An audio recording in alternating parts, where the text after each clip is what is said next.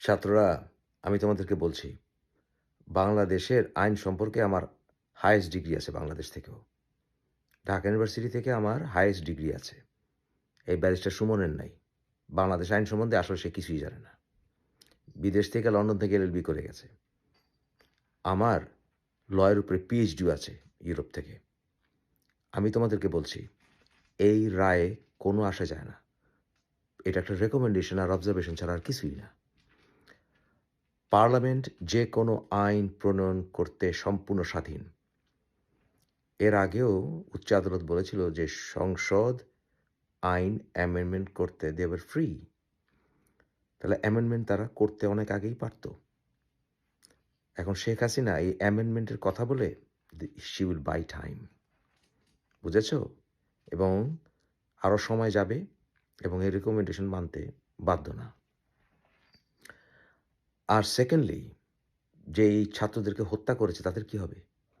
দ্রুত ট্রাইব্যুনাল গঠন করতে হবে এবং তোমাদের দেয়া লিস্ট মতে তাদের সবগুলোকে অ্যারেস্ট করতে হবে। যে সকল পুলিশ অফিসাররা গুলি চালিয়েছে, লাঠি চালিয়েছে, তাদের সবগুলোকে অ্যারেস্ট করতে হবে। এবং এই যে সরকারের মন্ত্রী ওবায়দুল কাদের, তাকে রিজাইন করতে হবে। শেখ হাসিনাকে রিজাইন করতে হবে। এবং তোমাদেরকে রেইড করা চলবে না, তোমাদের কাউকে অ্যারেস্ট করা চলবে না। যাদেরকে গ্রেপ্তার করেছে তাদের সবাইকে ছাড়তে হবে, কারফিউ ওঠাতে হবে এবং আলটিমেটলি সরকারের পতন হতে হবে। কারণ এই সরকার কখনো আওয়ামী লীগের রিক্রুটমেন্টের রাস্তা বন্ধ করবে না। কারণ এই কোটার কথা বলেই তারা আওয়ামী লীগের লোক অ্যাডমিনিস্ট্রেশনে ঢোকায়। কারণ লাঠিয়াল বাহিনী ছাড়া, অর্থাৎ পুলিশ প্রশাসন ইত্যাদি প্রশাসনে তাদের লাঠিয়াল বাহিনী ছাড়া তারা তার ক্ষমতায় থাকতে পারবে না। এটা তোমাদের বুঝতে হবে।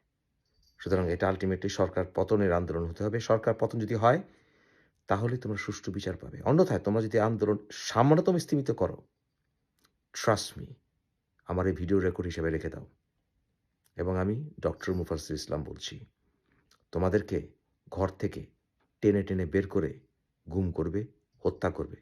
তোমরা যারা আন্দোলন করেছ প্রত্যেকের কিন্তু ভিডিও তাদের কাছে আছে এবং সেই ইঙ্গিত কিন্তু ওই ডিবি হারুন অলরেডি দিয়েছে। So be careful, do not stop this.